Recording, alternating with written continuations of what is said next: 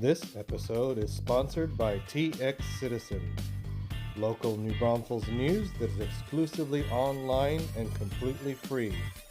Visit them at txcitizen.com. Hi, and welcome to another episode of Pop Culture Geekery. I'm Joe Solis, and we've got a guest host today. This is Gabriel Salazar from Black Forest Comics. How you doing today, Gabriel? Good. How you doing? Pretty good. I don't know. It feels a little hot in here, though, to you. Don't you think? It does. It's time to get hot. Oh, and God. Wait. Family-friendly show.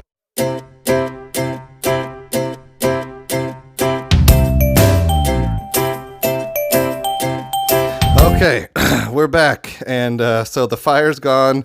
Gabriel's fully clothed. So and yes.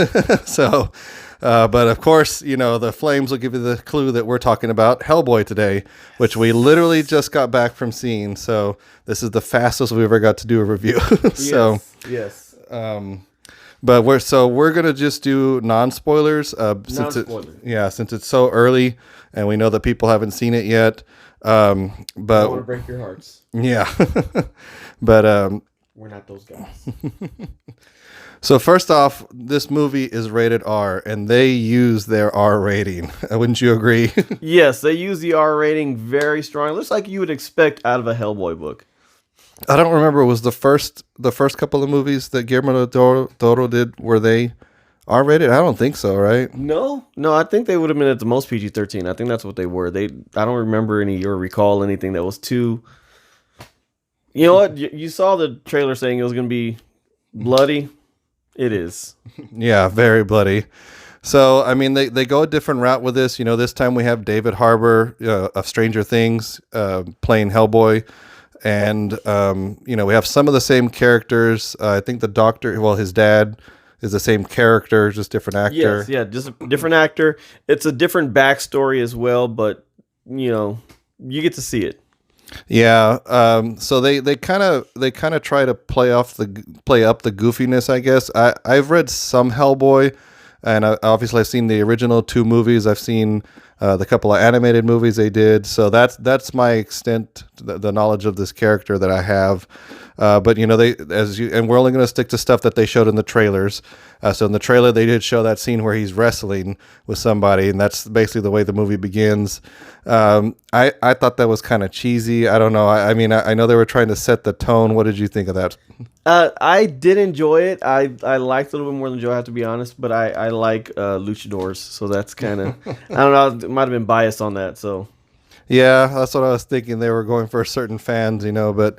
And I think, after that, it just kind of meanders for a while, I mean, there's some cool ideas. After that, we get introduced to Gurok, the pig man. Yes. Who, to me, just reminded me a lot of Bebop from Teenage Mutant Ninja Turtles. It was just like that.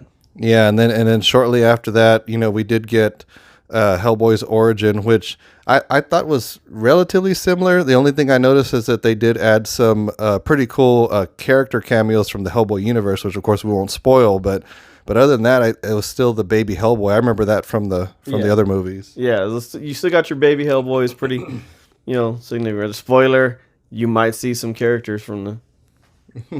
Yeah, no. And then after that, they get again. You saw in the trailer that he's fighting some giants.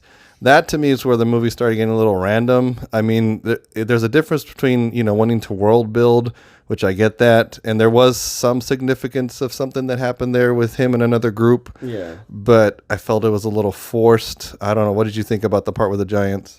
It didn't seem as forced for me as it might have for you. I thought that it was cool in the aesthetic, like what you see. It's what you expect when you see the trailers and you see this something on a big screen. Like, oh man, it's gonna look great on the big screen.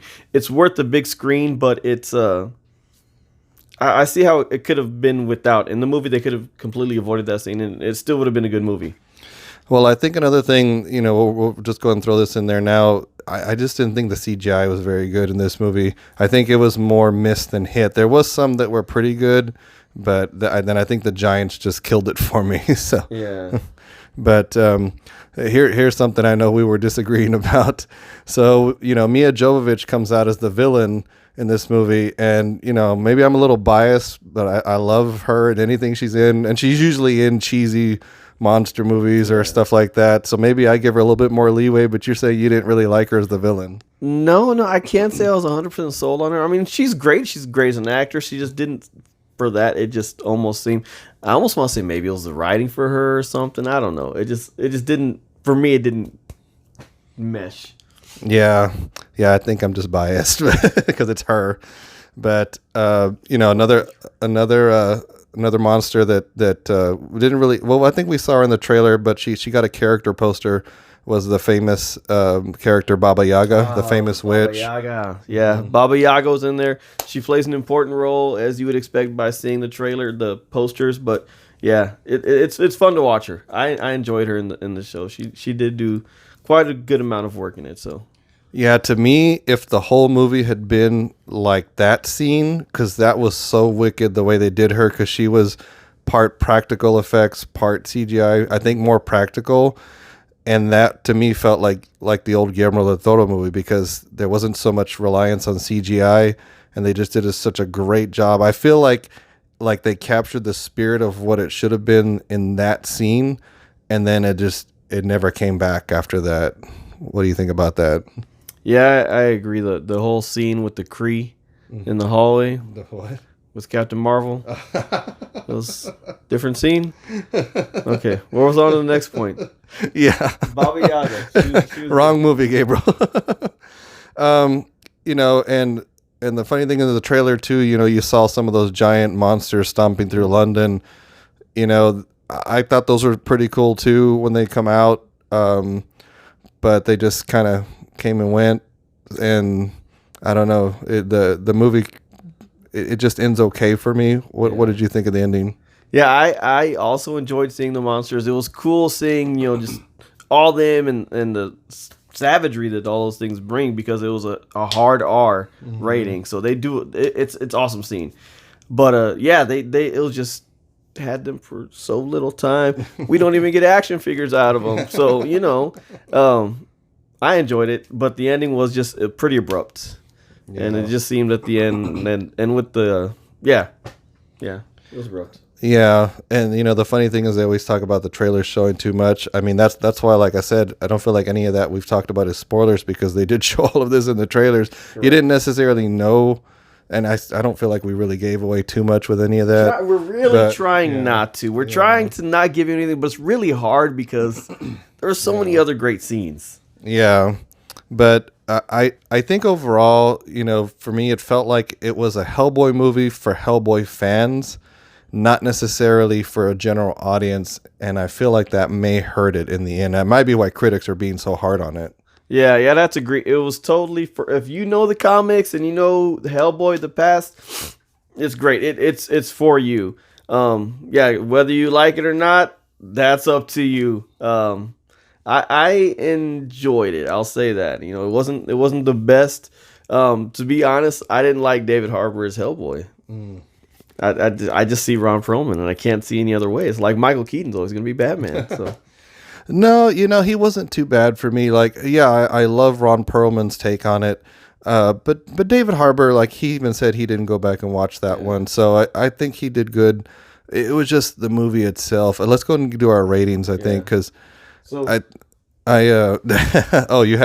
he has a little chart he drew up here. So chart before the show, so you can see this. This is the purple one is mine, and the green one is Joe's. And I think we ended with Joe gave it a 5 at the end, and gave it a 7.3. It's a 2-hour and 1 minute movie, so it's hour 1, hour 2. You can see we both kind of agreed on our interest right here. I almost decided to increase my interest, but changed my mind, and then it did increase later. It had the potential to keep going. So I hope y'all enjoy this high tech analysis that we had there. Most definitely. But without spoilers. We tried not to spoil it too much for you. Really hope you enjoyed it. So yeah, but apparently Gabriel didn't come home empty-handed. He actually got a prop from the movie. Yes. I got an actual prop. So, and next time maybe we'll have Hellboy there to sign it, but all right, guys. Thanks for watching. Y'all go check out Hellboy this weekend. Let us know what you think. and we will talk to you guys next time.